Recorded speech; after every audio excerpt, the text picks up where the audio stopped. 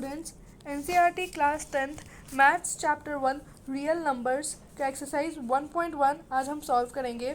इस एक्सरसाइज में टोटल हमारे 7 क्वेश्चंस हैं जिसको आज हम एक के बाद एक सॉल्व करेंगे। चलते हैं नेक्स्ट पेज पर। हमारा पहला question, express each number as a product of its prime factors. तो हमें सबसे पहला नंबर दिया गया है 140। इसका सोल्यूशन करने के लिए हम एलसीएम मेथड यूज़ करेंगे। तो 140 को हम यहाँ पे 2 से डिवाइड कर रहे हैं क्योंकि एलसीएम करने के लिए हमेशा हमें छोटा डिजिट लेना होता है। 40 2 7 जा 40 होता है और 2 0 को हम ऐसे नीचे ला देंगे। उसके बाद हम बैक टू सेम प्रोसेस को अप्लाई करेंगे जैसे हमने किया। 70 आया तो इसको भी हम सबसे छोटे डिजिट नंबर से हम इसको डिवाइड करेंगे, हमारा वापस 2 आता है। ये सेम प्रोसेस कंटिन्यू करने के बाद हमारा यहाँ पे आ जाता है 140 के प्राइम फैक्टर्स। यहाँ पे हमें 4 प्राइम फैक्टर्स दिख रहे हैं जैसे 2 इंटू 2 इंटू 3 इंटू 7, जो कि यहाँ से हमने देखे ये सारे हमारे प्राइम फैक्टर्स होते हैं। अब हम आते हैं फर्स्ट बिट के सेकेंड वन पे विच इज़ 156। 156 को भी हम सेम एलसीएम मेथड से फाइंड करेंगे विच इज़ 156 को हम 2 से डिवाइड करेंगे। फिर हमारा 78 आता है। हम सबसे छोटा डिजिट से ही हमेशा स्टार्ट करेंगे ताकि हमारा एलसीएम अच्छे और सही तरीके से आए। ये हम सेम प्रोसेस अप्लाई करेंगे। तो यहाँ पे हमें फैक्टर्स मिल गए हैं 2 इंटू 2 इंटू 3 इंटू 13। तो यहाँ पे हमारे 156 के हमारे 4 फैक्टर्स हैं 2 2 3 एंड 13। ये 2 2 बार है तो हम इसे as a 2 square into 3 into 13 भी लिख सकते हैं। यहाँ पे अगर आप ये लिखेंगे तो भी सही है, अगर 2 स्क्वायर लिखेंगे इसके जगह पे तो भी सही ही होगा आपका आंसर। अब आते हैं फर्स्ट बिट के थर्ड बिट पे विच इज़ 3825। इसके लिए हमारा छोटा डिजिट 3 है क्योंकि हम 2 से डिवाइड इसे नहीं कर सकते हैं। तो हमेशा एलसीएम छोटे डिजिट से स्टार्ट करते हैं, उसको छोटे डिजिट ही लेना चाहिए एलसीएम स्टार्ट करने के लिए। सेम प्रोसेस करने के बाद हमारा आता है यहाँ पे 1 2 3 4 5 हमारे प्राइम फैक्टर्स आते हैं विच इज़ 3 5 17। मैंने यहाँ पे 3 5 इसलिए बोला है क्योंकि 3 स्क्वायर हम ऐसे लिख सकते हैं 5 स्क्वायर। ये दोनों आंसर आप अगर इस तरीके से भी लिखेंगे तो भी सही होगा, अगर इस तरीके से लिखें तो भी सही होगा। अब हम आते हैं फर्स्ट बिट के फिफ्थ वन पे। इसको भी हम सेम एलसीएम मेथड से करेंगे। ऑफकोर्स यहाँ पे 2 छोटा डिजिट नहीं ले सकते इसलिए हमने 17 लिया है। हमने बड़े नंबर से इसलिए शुरू किया है क्योंकि ये नंबर इस नंबर से ही डिवाइड हो सकता है। हमारे 7429 के 3 फैक्टर्स लिख लें 17 19 एंड 23। यहाँ पे हमारा फर्स्ट बिट होता है कंप्लीट।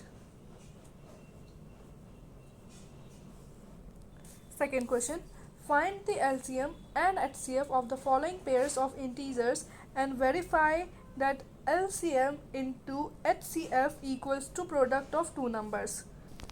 इस क्वेश्चन में हमें नंबर्स के LCM और HCF फाइंड करने हैं और हमें वेरीफाई भी करना है इस फॉर्मूले से जो हमारा है LCM into HCF equals to product of 2 numbers। तो चलिए सबसे पहला क्वेश्चन है, हमें दिया गया है 26 एंड 91। इस क्वेश्चन को करने के लिए हमने 26 का और 91 के एलसीएम्स निकाले हैं, जिसको करने के बाद एलसीएम करने के बाद 26 का हमें 2 फैक्टर्स मिलते हैं 2 एंड 13 एंड 91 के भी हमें 2 फैक्टर्स मिलते हैं 7 एंड 13। अब हम इसमें देखेंगे कि कॉमन कौन सा है, तो ये है 13 और एचसीएफ वही होता है जो दोनों नंबर में कॉमन होता है जो कि यहाँ पे 13। तो हमारा एचसीएफ हमें 13 मिल चुका है और एलसीएम तो एलसीएम जो होते हैं हमारे वो होते हैं मल्टीपल सच एज 2 7। यहाँ पे 2 13 है, इसका मतलब ये नहीं कि हम यहाँ पे 13 लिख सकते हैं, नहीं ये गलत हो जाएगा, हमें सिर्फ एक ही 13 लेना है। अब हम यहाँ पे वेरीफाई करेंगे। हमारा ये एक फॉर्मूला दिया गया है, आप देखना आपके टेक्स्ट बुक में भी दिया होगा, LCM into HCF equals to product of 2 numbers. ये 2 नंबर्स हमारे क्वेश्चन वाले 2 नंबर्स है जो हमें दिए थे 26 इंटू 91 हमें करना होगा क्योंकि यहाँ पे प्रोडक्ट्स लिखा है। तो पहले हम LCM ले लेंगे जो हमारा आया था 182 एंड 13 जो हमारा HCF आया था। एंड यहाँ पे जो प्रोडक्ट ऑफ 2 नंबर्स है तो हमने प्रोडक्ट ऑफ 2 नंबर्स लिया। इनको मल्टीप्लाई करने के बाद इनका प्रोडक्ट सेम आया है और इसको मल्टीप्लाई करने के बाद इसका प्रोडक्ट सेम आया है, यानी ये वेरीफाई है। सेकेंड बिट का second one which is 510 and 92। इसको भी हम पहले इनका एलसीएम मेथड से करेंगे, प्राइम फैक्टराइजेशन करेंगे, सो दैट इसके हम एलसीएम और एचसीएफ को फाइंड कर सकते हैं। तो यहाँ पे हमारा 510 का आता है फैक्टर्स 2, 3, 5 एंड 17। 92 का आता है 2 × 2 × 23। हमें LCM by prime factorisation method से हमें यहाँ पे इनके फैक्टर्स मिल चुके हैं। और इसमें हमें भी कॉमन देखना है कि कॉमन क्या है इन दोनों नंबर में, जो मतलब ऐसा एक संख्या जो नंबर जो दोनों के फैक्टर्स में हो, कॉमन हो। तो यहाँ पे हमें 2 मिल गया, मतलब एचसीएफ हमारा 2 है। एंड एलसीएम जो हमारे मल्टीपल्स होते हैं हमें वो लिखने होते हैं। सो हमने यहाँ पे मल्टीपल्स लिखे हैं। अब हमें वेरीफाई करना है। वेरीफाई के लिए हम वो फार्मूला यूज़ करेंगे, H C F into L C M equals to product of two numbers यानी जो हमारे क्वेश्चन वाले नंबर्स थे 5, 10 इंटू 92 की यहाँ पे प्रोडक्ट्स बोला है। तो यहाँ पे हमारा एल सी एम और एच सी एफ है और ये हमारे दो नंबर्स इनके प्रोडक्ट किए हैं। इन दोनों के जो आंसर्स है वो सिमिलर है, यानी this H C F into L C M equals to product of two numbers. ये हमारा ऐसे वेरिफिकेशन होता है। तो ये हमारा सेकंड क्वेश्चन होता है कंप्लीटेड। अब हम आते हैं थर्ड बिट पे, find the LCM and HCF of the following integers by applying the prime factorisation method. तो हमें प्राइम फैक्टराइजेशन मेथड से हमें एलसीएम और एचसीएफ फाइंड करना है कुछ फॉलोइंग इंटीजर्स के। तो हमारा सबसे पहला क्वेश्चन है 12, 15 एंड 21। तो हम इसका प्राइम फैक्टराइजेशन करेंगे और एलसीएम फाइंड करेंगे। तो 12 का हमारा फैक्टर्स निकलते हैं 2 × 2 × 3, 15 का 5 एंड 3 एंड 7 × 3 21 का। और इसमें आप देख सकते हैं कि 3 एक ऐसा नंबर है जो तीनों के फैक्टर्स में कॉमन है, मतलब ये हमारा एचसीएफ हो गया। एंड एलसीएम जो हमारे सारे मल्टीपल्स हैं, इन सबको मल्टीप्लाई करने के बाद जो हमारा आंसर आता है 420। और ऐसे करके हमें सारे थर्ड बिट के सेकेंड वन और थर्ड बिट के थर्ड वन को सॉल्व करना है। अब हम करते हैं fourth bit, given that H C F bracket में है 306 and 657 bracket close equals to 9। Find L C M bracket में 306 एंड 657 दिया है। तो पहले हम गिवन लिखेंगे, क्योंकि मैथ में हमेशा इम्पॉर्टेंट होता है गिवन लिखना कि हमें क्वेश्चन में क्या क्या गिवन है। तो आप देख सकते हैं कि हमें एच सी एफ गिवन है कि ये 9 है, तो हमने ये लिखा है। वन नंबर जो हमारा ये है 306, अनदर नंबर 657। अब हमें जो फॉर्मूला है हमारा H C F into L C M equals to product of two number, इस पर हमें ये अप्लाई करना है to find L C M. ये करने के बाद जो हमारा एच सी एफ है हमें इस साइड शिफ्ट करना होगा, सो दैट और एच सी एफ यहाँ पे मल्टीप्लाई हो रहा है तो ऑफकोर्स इधर शिफ्ट होगा तो डिवीज़न में जाएगा, मतलब डिवाइड होगा। तो हमने एच सी एफ यहाँ लिखा है। उसके बाद एच सी एफ की वैल्यू हमें पता है, हमें गिवन में दी गई थी कि एच सी एफ का वैल्यू 9 है, तो हम 9 लिखेंगे। अब हम इसको कट करेंगे, आप कट कर सकते हो जैसे। तो मैं इसको 3 के टेबल से कट करूँगी। 3 3 ज़ा 9 होता है, 3 1 ज़ा 3 0 और 3 2 ज़ा 6 होता है। फिर आता है हमें नेक्स्ट टेबल ही हम 3 के टेबल से वापस कट कर सकते हैं। तो 3 1 ज़ा 3 होता है, 3 3 ज़ा 9, 3 4 ज़ा होता है हमारा 12, तो हम यहाँ पे 12 कर सकते हैं। तो 3 4 ज़ा 12।